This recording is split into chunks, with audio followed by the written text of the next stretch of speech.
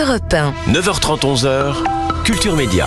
Thomas Hill. Merci beaucoup d'être avec nous pour la suite de Culture Média. Nous a rejoint dans ce studio monsieur Olivier Pouls, spécialiste de la bonne chair. Salut Olivier. Bonjour. Vous avez un bon client aujourd'hui avec Patrick Sébastien. Ouais, j'aime bien. Bon, on va casser la croûte ensemble tout à l'heure, vous allez voir. J'aime bien la bouffe. Ouais, mais c'est pareil, la bouffe, c'est intéressant surtout avec les gens avec les gens, bien sûr. Et alors, Et ici, on n'est qu'une bande de bons vivants. Vous allez voir ça. Et on va continuer à feuilleter votre nouveau livre, Patrick Sébastien, Le Carnaval des ambitieux, dans lequel vous parlez des très nombreuses stars aussi que vous avez côtoyées, et notamment de Coluche, Julien.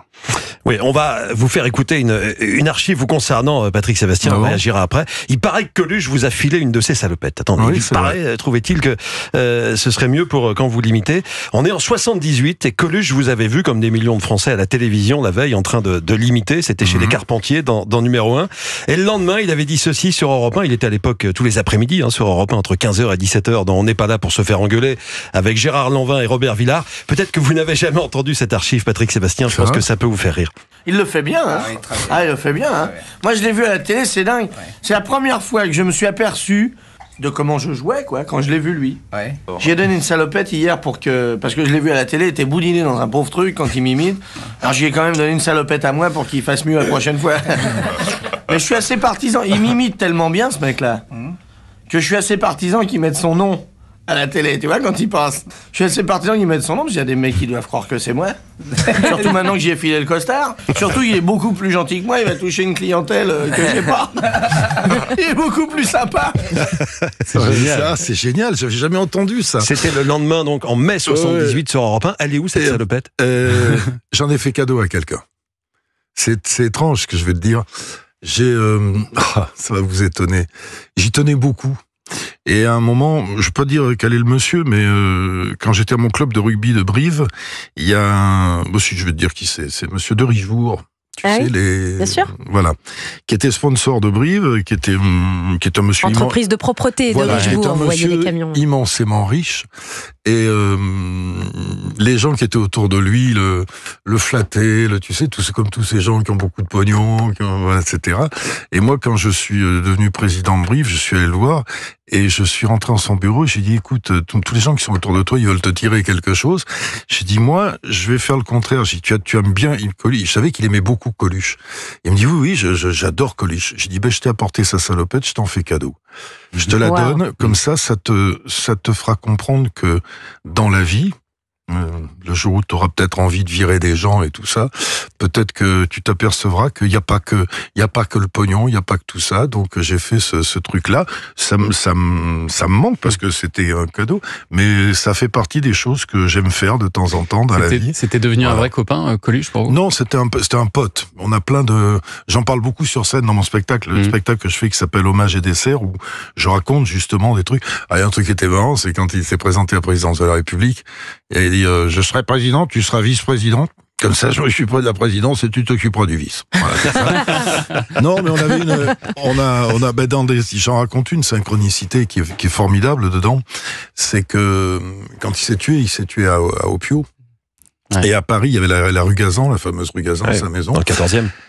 Que gardait à l'époque, pendant qu'il était en bas avec tous ses potes, c'était une coco girl qui s'appelait Fanfan, qui travaillait avec Colaro, qui gardait la maison. Et quand ils ont monté le cercueil 2 jours après, lui, il aurait adoré le gros qu'on se mette ensemble avec Fanfan. Et moi, à l'époque, j'étais avec une fille du Crazy, j'avais pas du tout envie de changer. Et quand ils ont monté le cercueil 2 jours après, on s'est téléphoné avec Fanfan, il était à quelques mètres du cercueil, et c'est de là qu'est partie notre histoire d'amour. Et on s'est mariés, et on a eu un enfant, que je salue au passage. Et la synchronicité, c'est que Coluche s'est tué le 19 juin 1986 en début d'après-midi, et notre enfant est né le 19 juin 1991 en début d'après-midi. Waouh. Donc tout ça nous lie. Après, on était il est venu me voir en spectacle. C'était toute une époque. Moi, j'ai fait une audition pour lui. Vous venez de dire, il s'est tué, parce que ça fait partie des théories que vous avez dans ce livre-là. C'est même si vous n'affirmez rien, évidemment. J'affirme rien. Vous pensez qu'il s'est tué? Non, j'affirme rien, mais c'est très long à expliquer. Faut lire le bouquin où j'explique que il était pas bien, Coluche. Il y avait eu il y avait eu sa rupture avec Véro, il y avait son copain Devers qui s'était filé une balle dans la tête à cause de l'héroïne, il y avait la cam, il y avait l'alcool. Il faut lire le bouquin parce que c'est un peu trop long à expliquer, à résumer comme ça. Mais c'était... moi, j'ai fait une audition quand je suis arrivé à Paris en 74, il commençait à exploser. Et en fait, il y avait un truc qui s'appelait... Il avait monté avec Lederman un truc qui s'appelait le CAF-Cons, où il faisait ce spectacle, et il y avait des auditions. Et je suis allé faire une audition. Je crois que la première fois où je l'ai vu, c'est moi avec mon béret de Bourville sur scène, et il est assis dans la salle pour me regarder. Et quand j'ai eu fini, il me fait ça va pas le faire, hein. Viens voir, mais je vais t'expliquer pourquoi. Et en fait, c'est très cruel, mais c'était lui aussi. En fait, il me dit, assois-toi à côté de moi, ça va marcher, t'inquiète pas, mais je prends que des mauvais.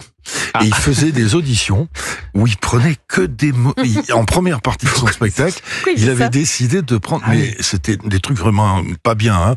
C'est-à-dire que c'était très cruel parce que ça le faisait rire, mais c'était pas, les mecs croyaient qu'ils étaient drôles, mais c'était pas, c'est très cruel. C'est cruel, c'est affreux, ça. c'était affreux. C'était ça aussi, Michel, hein. Mais alors, en revanche, vous, Patrick, vous avez fait émerger énormément de stars, notamment dans cette émission culte, évidemment. Le plus grand cabaret du monde, c'est peut-être l'émission qui vous définit le mieux. Finalement, le cabaret, c'est là que tout a commencé pour vous, il y a 50 ans. Et c'est vrai que vous avez fait émerger... Et tout va se terminer parce que d'ici 1 an, je monte à côté de chez moi le plus petit cabaret du monde. Ah oui. Ouais, je monte un petit cabaret. Ouais, parce que c'est ma vie, c'est ça. On va faire peut-être un spectacle de transformiste. On va donner des chances à des jeunes. On va avoir ce petit cabaret qui va faire 200 places, qui va être convivial, qui va être en plein Lot chez moi, où on va, pour faire voir aussi que cette région est magnifique, aussi bien pour les paysages que pour la bouffe. Oui, c'est une boucle à boucler. De toute façon, c'est ça. Moi, je suis un artiste avec tout ce que ça a de bien et de pas bien. On fait des trucs bien, on en fait d'autres qui sont pas bien, mais... Et c'est vrai que des gens qui sont nés aussi grâce à vous, il y en a beaucoup, il faut les citer. Oui. Jeff Panatlock, Jean Dujardin.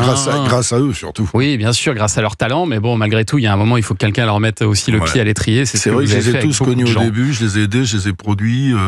Certains, j'en ai produit, pas tous, mais Jeff, celui dont je suis le plus fier, c'est Albert, c'est Dupontel. Dupontel, très reconnaissant. Et puis plein de gens, et puis j'ai eu Céline en première partie à l'Olympia. Ça, c'est incroyable, cette histoire. J'ai amené Bruel pour sa première tournée, et puis là... Céline Dion, quand même, en première partie de Patrick Sébastien, on aimerait l'affiche est marrante, mais même rétrospectivement, ça me fait drôle aujourd'hui, quand je me vois en train de l'attraper par l'épaule et de lui dire, n'aie pas peur, ma puce, ça va bien se passer. Il y avait René déjà. Il y avait René déjà qui était là, et c'était... Mais d'ailleurs, c'est un peu le résumé du bouquin, c'est-à-dire que comme je parle de l'ambition et de tout ce que ça apporte, cette petite, elle avait 16 ans, elle était pleine de joie, de vivre, de tout, et là, je l'ai vu son doc avec la maladie, avec tout ça. Ouais. Elle est immensément riche, elle a eu tout ce qu'elle voulait, c'est une star mondiale. Laquelle est la plus heureuse ? Voilà, de la première partie de Patrick Sébastien au 2e étage de la Tour Eiffel pour fermer les Jeux Olympiques, il y a qu'un pas finalement. C'est très marrant parce que quand elle a fait ça, moi j'étais en gala, excuse-moi de te couper, mais vas-y, tu peux y aller. Non, allez-y. Non, j'étais en spectacle et c'était le soir de l'inauguration, sur l'écran, ils ont diffusé donc tout le truc de Paris. Quoi. Donc elle a refait ma première partie. Elle a refait une 2e fois la première partie de Patrick Sébastien. On va parler d'autres grandes stars dans un instant, les grandes stars de la politique que vous avez côtoyé également, Patrick Sébastien, et avec des révélations assez surprenantes de votre livre. On en parle dans un instant. Et vous êtes bien sur Europe 1, vous écoutez Culture Média, 9h30, 11h avec Thomas Hill. Et ce matin, Thomas, vous recevez Patrick Sébastien. Ah, si tu pouvais fermer ta gueule, ça nous ferait les vacances. On va parler un petit peu de politique, parce que vous avez un chapitre très riche sur les présidents, Patrick Sébastien. C'est simple, vous avez côtoyé absolument tous les présidents, depuis François Mitterrand. Côtoyé, oui, il y en a que j'ai connus très très épisodiquement, et puis d'autres plus... De Mitterrand à Emmanuel Macron. Pas Giscard. Non, je l'ai croisé, mais je connais pas suffisamment pour le mettre dans le chapitre que j'ai mis qui parle de l'ambition, où j'avais sur chacun une anecdote au moins ou quelque chose, une analyse, avec un peu plus sur Chirac, parce que j'étais quand même très intime avec lui. Est-ce que vous aviez pas peur d'une certaine manière d'être un peu manipulé par ces grands fauves politiques parce que eux, s'ils vous parlent, c'est pas seulement parce que vous êtes très sympa. Je suis rien du tout pour attention. Si, c'est aussi parce que vous représentez quelque chose dans les médias, vous êtes susceptible de parler d'eux dans les médias. Faut relativiser. Non, ces gens-là sont hors sol. faut pas rêver, hein. Tous ces gens-là, tous ces politiques sont hors sol, et puis en plus aujourd'hui, c'est devenu quelque chose de pitoyable, excuse-moi, mais de pitoyable. Pour moi, les grands hommes politiques se sont arrêtés à Chirac et Mitterrand. C'était des gens avec une culture, c'était des gens avec une épaisseur, et puis les politiques de l'époque. Moi, quand je vois le spectacle de l'Assemblée nationale avec ces mecs qui se crachent à la gueule, qui font des doigts d'honneur et qui après vont pleurer en disant « Oh, mais les pauvres gamins, ils ont 14 ans, ils s'agressent dans la rue, mais comment veux-tu qu'ils fassent autrement, les gamins, avec l'exemple qu'ils ont ?» Si dans une famille, les parents se mettent sur la gueule, s'ils picolent, c'est normal que les enfants se conduisent mal après. On a une classe politique, je les mets tous dedans, hein. On a une classe politique, je dis sur scène, j'appelle ça des bustes. La République des bustes, parce qu'ils passent leur temps, là tu vois comme sur le plateau, là tu vois que le haut, donc il leur manque les couilles qui sont dessous. Mais je suis pas, tu sais, c'est ce que j'entends partout autour de moi. Oui, mais alors pourtant, moi, dans votre livre, j'ai eu l'impression que vous étiez quand même séduit d'une certaine manière. Certains, oui. Même par Hollande, même par Emmanuel Macron. Beaucoup par Hollande, parce que je considère que, je dis, j'aurais donné des avatars de cinéma. C'est-à-dire, pour moi, Hollande, c'est le mélange de Pierre Richard et de Villeray dans Le Dîner de con. Et en même temps, pour moi, c'était le plus intelligent. Et c'est un idéaliste parfait, mais le costume était pas fait pour lui. Ouais. Tu sais, celui qui devient président de la République, c'est le meilleur magicien. Et après, les abracadabras, ça suffit pas. C'est celui qui se débrouille le mieux pour monter sur c'est comme les jeux concours, quoi. Après, une fois qu'il y est, c'est pas pareil, hein. Il faut des compromissions, presque il faut pas être trop intègre, parce que t'es obligé de composer, et puis c'est pas toi qui gouverne si t'es président. Ça fait des années qu'il y a une couche de hauts fonctionnaires qui ont traversé Chirac, Sarkozy, Hollande, etc. C'est ceux-là qui commandent. Pourquoi ? Quelque part, le président, je vais pas dire que c'est une marionnette, mais c'est facile de lui tomber dessus. Hollande, il m'a très bien résumé le truc. Il m'a dit, tu sais, dans un restaurant, quand quelqu'un est pas content, il dit, appelez-moi le patron. Ouais. Il dit, moi, j'ai 60 millions de mecs qui, tous les matins, font, appelez-moi le patron. C'est ça. C'est vraiment quand même ça. Un métier infernal.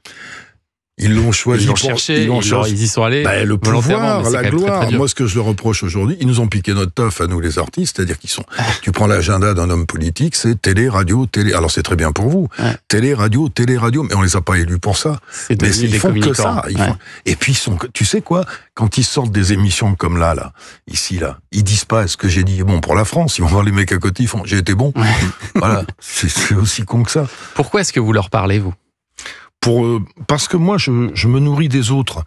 J'ai pas de loisir particulier si ce n'est la créativité, et j'aime les gens, c'est-à-dire j'aime apprendre de tout le monde. Je suis un humaniste, c'est-à-dire que je considère dans cette salle là, ici là, on est 4. Pour moi, il y a personne qui m'est supérieur ou inférieur, et j'apprends des autres. J'ai pas d'a priori, et j'aime autant discuter avec ces gens-là qui ont des responsabilités que discuter avec le mec qui va vider les poubelles devant chez moi, où je vais m'arrêter pour parler avec lui pour apprendre quelque chose.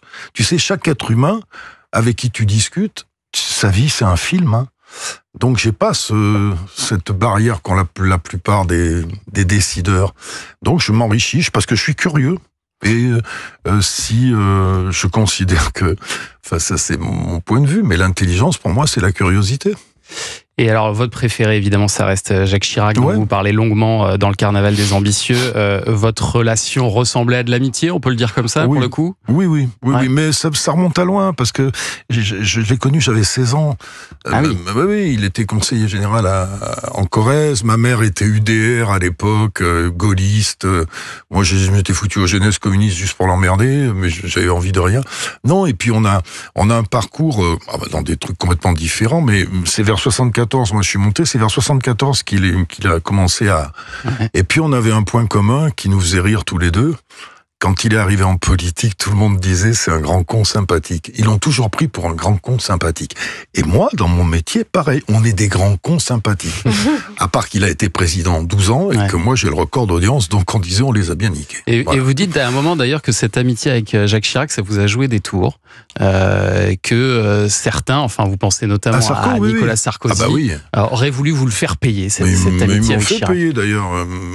Quand on se voit avec Sarko, on s'entend très bien, tu vois, mais c'est vrai que quand Sarko a lâché Chirac pour Balladur juste avant les élections de 95, moi je faisais partie des très très rares qui sont restés Et j'étais très médiatique à l'époque. Attention, j'avais des émissions qui faisaient 10 millions. À partir du moment où tu fais 10 millions, c'est plus une émission, c'est un pouvoir. Donc un jour j'ai fait un sketch. Un jour j'ai fait un sketch qui a pas plu à Sarko. Il a cru que c'était Chirac qui me l'avait commandé, alors que je faisais les mêmes sur Chirac et tout ça, et donc il m'en a voulu. Effectivement. Et puis surtout, j'étais près de Chirac en 95, quand plus personne n'était là, qu'il était 11%, que tout le monde lui disait de s'en aller. Et quand Nicolas Sarkozy soutenait plutôt Édouard Balladur, son concurrent. C'est plus que le soutenir. Et Chirac les a tous distancés. Donc ça m'a causé. Je crois même que j'en paye encore les conséquences. Oui.